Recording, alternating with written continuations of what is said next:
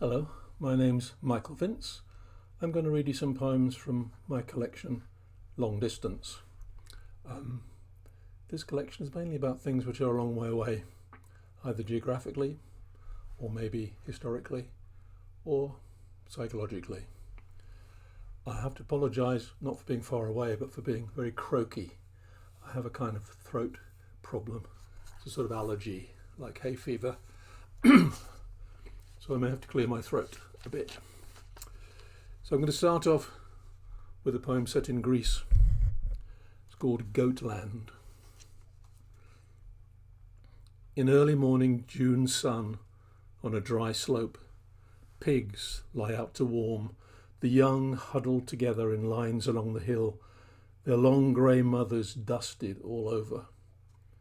The bright red-brown shapes of pacing and pecking hens patrol a field corner of scrub grass and weed. A few trees lean beyond the wire fence, and this shady enclosure walled on one side with an old bedstead, the other of whitewashed breeze blocks. In a corner on the floor, just rutted concrete, lies a black goat, the father of the place it seems, his rough coat full of twigs, leaves and dirt, like a god resting after creation. Here he's taken refuge after his many labours. When we pass, we feed him handfuls of torn weed and olive tree fronds. Your hand rubs at his nose, then searches in his tangled fleece and discovers dried up windfall olives and sprouting seeds. Perhaps it hides shards of red painted vases, silver coins, scroll fragments of holy text. His dark eyes search in our human ones for midday shade, for green stalks to chew at, for traces of paths, but finds a dusty blankness, an unkempt world where ones just like him can be hobbled with a chain among sunbathing pigs and hungry pacing hens. The second poem I want to read you is a more personal poem. It's a love poem called Body Swerve. I think the word explains itself in the poem. Once or twice I managed it, the body swerve. One Friday, twisting in the playground away from hands 10 or 12 times through for a try. Touch rugby. It required bodily deftness, a feint in eyes and shoulder, a ballet rhythm of deception. And lately, walking home past the flower shops near the square, I practiced sending approaching shoppers the wrong way. It leads to glances and blushes, often mine. And as for the time my body held constant urgent course with yours, did my eyes signal one way while the rest of me went the other? Rather, I think, sensing now our nakedness a crushing tackle, if part of the mind deceives itself, swerving from truth to hope and back, the body holds to its course. It is the body that makes the plan. One of the themes in the collection sort of links to living a good life in the New Forest. And this poem is called The Railway Carriages. Before the bungalow was built, between the wars, they lived out here in a ramshackle hut built up around 2 railway carriages. Shy deer peered through the forest trees and watched the men unload the trailer, and as the deer stalked off, they heard the fading noise of saw and hammer. The land sloped to a wall of oaks. It took hard work with spade and hoe before the garden beds came good, potatoes well earthed up, bean sticks, spread cabbage tops and rows of peas. Kept close was their unspoken thought that the old ones lived much like this, their land and work and food their own, their cottage daubed with dung and straw, ship's timbers hauled up from the hard, dowled in the roof.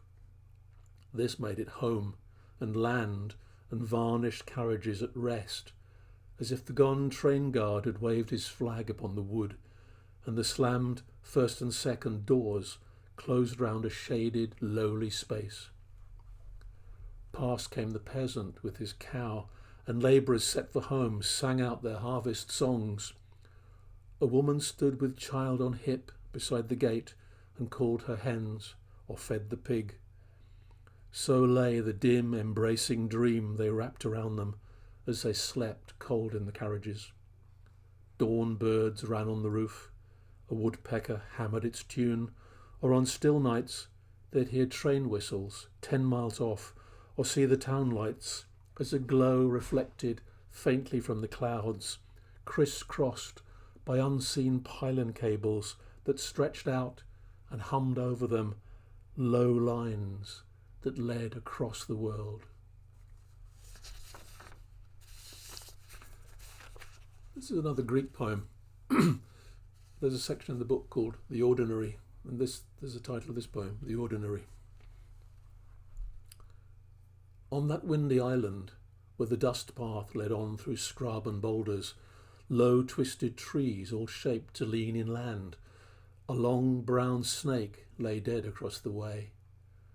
I cast a stone at it, then edged a detour through the parched shrubs, drooping dry bushes, cropped shocks of thyme and sage, then climbed rough-hewn slab steps around and higher and out along the cliff top. Up there, the sea wind bathed my face. I gulped gratefully cooling air. Further on, the cleft rock reached above the waves in a long promontory sloping and sheltered.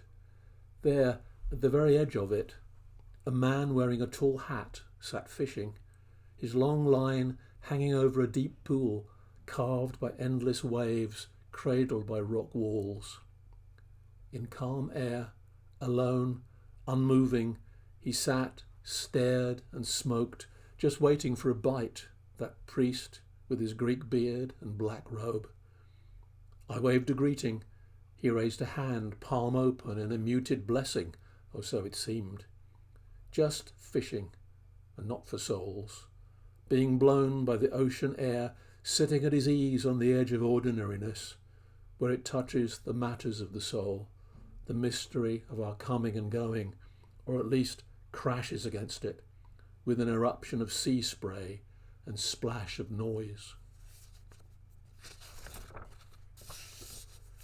These are 3 poems about Camberwell Fair, abolished by Victorian people who didn't like the enjoyment of others going on around them.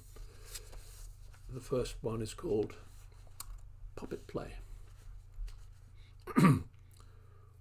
Cool yourself in the shade, you and your gawping friends.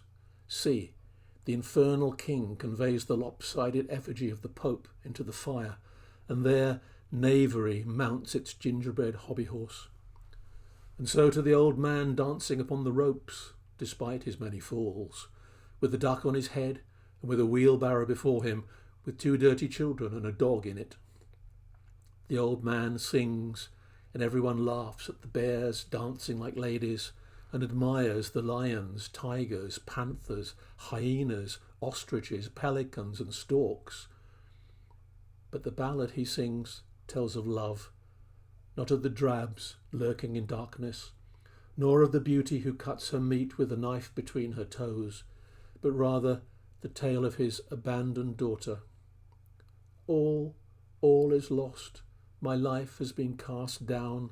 I weep and cannot stir, for I am the abandoned love of the handsome puppet player who has cut the strings of my heart, and I cannot leave the fair.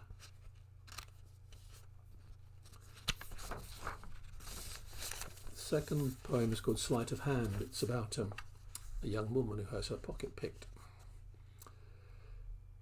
And the curtains parted, and I stood on tiptoe as much as I could, and the mermaid combed her hair, a wig for certain, and the tip of her tail poked out above the water, if that's what it was, and the lads behind me pressed me close, and I turned to have words, and little Amelia grizzled and screwed up her pink face, but I sent them packing. The nerve of it. That's the trouble with fairs, constable. And I arranged her new bonnet, and that's when there was a faint tug, and I felt around for the money I'd buttoned into my coat, and the very cloth was slit all through, so gentle that I'd hardly felt it. And whether it was those two or another in the crowd, who can tell? For the mermaid, I thought, gave me a wave, and her face shined in a smile, as if there was magic in it. And the third poem references John Ruskin, the art and social critic who lived just up the road from Camberwell Green, and it imagines him as a child lost at the fair. It's called Before the End. The moving fair was under his feet. He could feel it rocking gently, as if he sat on the river ferry with the water flowing, and along there on the vanished ground the small boy watched his sailing boat tip in the wind on a long ago filled-in pond, a lost child, so anxious to see the fair that he stopped too long to watch the performing pig, and everyone else had walked on, called by the whistle and bell announcing the puppet show, so that when he'd stared long at the pig, which was stubbornly not performing, there was no hand to hold, and he couldn't see through the forest of legs, and bow, wow, what a row! But unburdened with tears, or even the slightest fear, he climbed onto the stage where the conjurer stood, uttering the magic lost words, and the fair was rebuilt in brick, stone and glass, and everyone danced into this cathedral and shouted, Amen. Well, the last poem, lots of throat clearing, it's also a Camberwell poem. It's about the patron saint of the local church, St. Giles. He had an interesting life, like most saints. Leave off all advantage of birth, garments of silk with gold threads. Quit your loving parents, abandon wealth, possessions, and head forth down dusty, unsigned roads to where nobody has gone. Alone in the green wood, eat only the forest plants, or food brought by those who come searching after sainthood, blessing, wisdom, reassurance, if only you can help them. Avoid the intrusive hunt. Accept the spear wound, the arrow in defence of the blameless deer, and build on that sacrifice or its variant, until of great age, your body a shadow, you take boat to a far shore. In a nearby cave, put away your flesh, and await release so that you may become a wise minor god with a name day, your attributes in altarpiece and stained glass. Specialise in the hopeless sick and the homeless, those whose limbs go awry, the dispossessed, those in despair, writhing like twisted forest trees, those who are stricken with leprosy, who wake screaming out of nightmare, all those hurt in body or mind. Sit long, cradling the distraught deer. The arrow in its wound passes through your comforting hand.